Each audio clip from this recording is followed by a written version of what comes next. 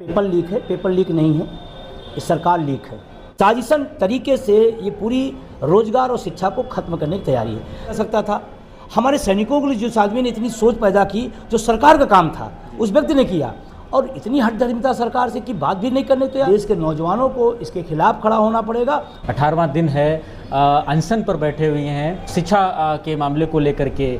एक अनशन जो गांधी जी ने किया था, एक अनशन जो अन्ना हजारे ने किया था, और एक अनशन ये जो सोनम वांगचुक सर हैं जिनको एक लंबा समय हो चुका है। कि देश का दुर्भाग्य है, एक शिक्षाविद, एक पर्यावरणविद जिसका सम्मान होना चाहिए, जिसको देश का रोल मॉडल बनाना चाहिए सरकारों को, उसको मरने के लिए छोड़ दिया गया। इस सरकार की आप हमारी लड़ाई है कि हमारी पुरानी पेंशन बहाल हो, नई पेंशन व्यवस्था बंद हो। निजीकरण क्या है? निम्न और मध्य वर्ग के खिलाफ अमीरों का षड्यंत्र है निजीकरण। सरकारी व्यवस्था ध्वस्त हो जाए। नमस्कार, आप देख रहे हैं द बुद्धिस्ट टाइम्स टीवी की विशेष रिपोर्ट। मैं धीरेन्द्र कुमार। इस वक्त हमारी मौजूदगी उत्तर प्रदेश की राजधानी लखनऊ में है और हमारे साथ में इस वक्त मौजूद हैं राष्ट्रीय संगठन अटेवा के राष्ट्रीय अध्यक्ष विजय कुमार बंधु जी। हम जानेंगे कि अटेवा का जो उद्देश्य है वो किन उद्देश्यों के साथ में जो है अटेवा काम कर रहा है पूरे प्रदेश ही नहीं पूरे देश में। तो सर, सबसे पहले द बुद्धिस्ट टाइम्स टीवी आपका बहुत बहुत स्वागत करता है। आपका भी शुक्रिया और आपके चैनल का भी। सर, जैसा कि आज ये जो कार्यक्रम का आयोजन हुआ, सबसे पहले हम इस कार्यक्रम को लेकर के जानना चाहेंगे कि किन उद्देश्यों के साथ में आज का ये कार्यक्रम रहा। दरअसल अटेवा का आगामी कार्यक्रम घोषित हो गया है और सभी जिलों में लगातार बैठकें शुरू कर दी गई हैं। 10 जुलाई से लेकर के जन जागरण गोष्ठी और सदस्यता सहयोग अभियान, 21 अगस्त को तिरंगा यात्रा सभी जिला मुख्यालयों पर, और 25 सितंबर को लखनऊ में बहुत विशाल रैली होने जा रही।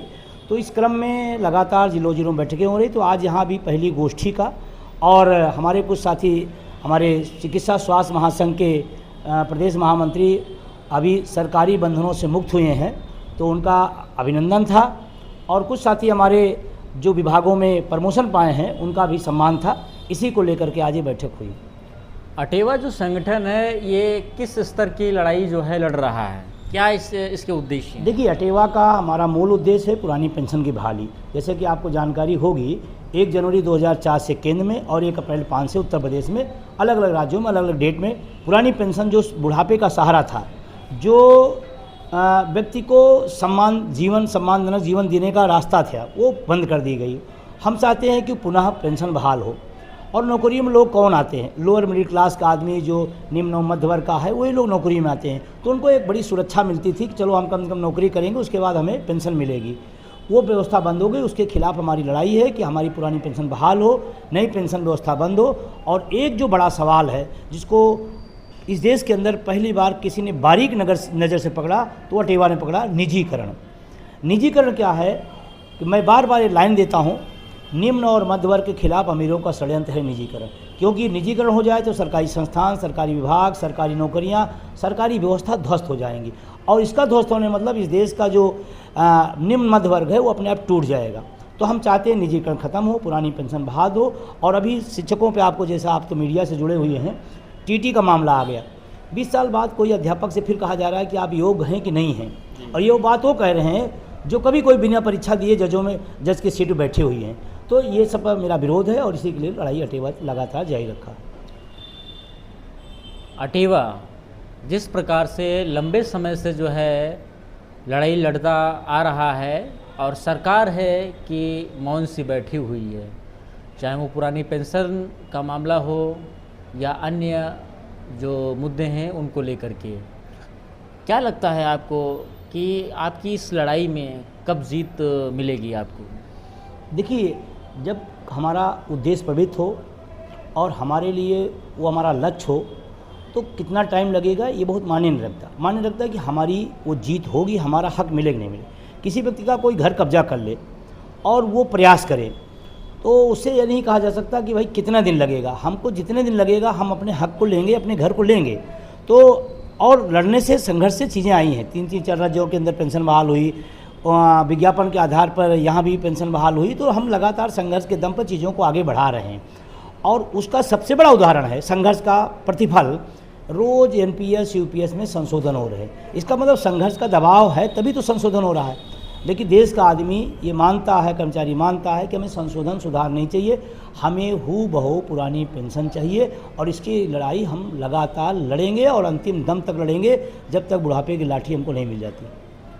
एक तरफ दिल्ली में लंबे समय से बैठे हुए जंतर मंतर पर जो है सीजेपी के लोग अभिजीत दीप के सहित जो है प्रसिद्ध जो है पर्यावरण शिक्षाविद जो है सोनम वांगचुक सर जो है वो लगातार जो है बैठे हुए हैं और आज 18वां दिन है अनशन पर बैठे हुए हैं शिक्षा के मामले को लेकर के। क्या लग रहा है कि जो है ये जो अनशन है, एक अनशन जो गांधी जी ने किया था, एक अनशन जो अन्ना हजारे ने किया था और एक अनशन ये जो सोनम वांगचुक सर हैं जिनको एक लंबा समय हो चुका है, गांधी जी जो किए थे और जो अन्ना हजारे किए थे, एक लंबा समय सोनम वांगचुक सर का हो रहा है। कैसे देखते हैं सरकार अभी भी इस पर कोई भी टीका टिप्पणी अभी तक बयान नहीं आया है? ये देश का दुर्भाग्य है, एक शिक्षाविद, एक पर्यावरणविद जिसका सम्मान होना चाहिए, जिसको देश का रोल मॉडल बनाना चाहिए सरकारों को, उसको मरने के लिए छोड़ दिया गया। इस सरकार की हठधर्मिता है, तानाशाही है, संवेदनहीनता है।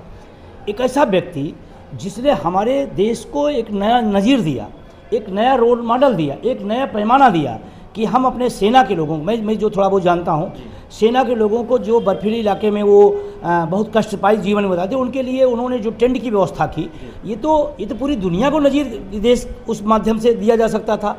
हमारे सैनिकों के लिए जिस आदमी ने इतनी सोच पैदा की, जो सरकार का काम था उस व्यक्ति ने किया, और इतनी हठधर्मिता सरकार से की बात भी नहीं करने तैयार है। ये देश का दुर्भाग्य है और इस देश के नौजवानों को इसके खिलाफ खड़ा होना पड़ेगा। और मैं पूरी तरह से सोनम वांगचुक के साथ हैं, मुद्दे के साथ हैं, और कर क्यों रहे हैं। लाखों बच्चों के साथ नाइंसाफ़ी हुई, पेपर आउट हुआ, ये तो कह रहे हैं, वो प्रधानमंत्री का पद तो नहीं मांग रहे हैं ना, वो गृहमंत्री का पद तो नहीं मांग रहे हैं, वो इतने कह रहे हैं कि ये पेपर लीक क्यों हो रहा है, और पेपर लीक हो रहा है उसका दोषी क्यों नहीं है, उसका जिम्मेदारी क्यों नहीं ले रहा है। इतनी सी बात है, और इस देश में इतनी सी बात के लिए उनको 18 दिन बैठे हो गया और सरकार के कोई प्रतिक्रिया ना। ये देश के लिए दुर्भाग्य है। मैं आपके माध्यम से मैं कहना चाहता हूँ, पार्टी के पर्दे हटाइए, देश के नज़रिए से देखिए तो सोनम वांगचुक इस देश का रत्न है। काफ़ी बच्चों ने आत्महत्याएं की शिक्षा पेपर लीक को लेकर के। एक बड़ी मांग है उन परिवारों की भी कि शिक्षा दुरुस्त होनी चाहिए।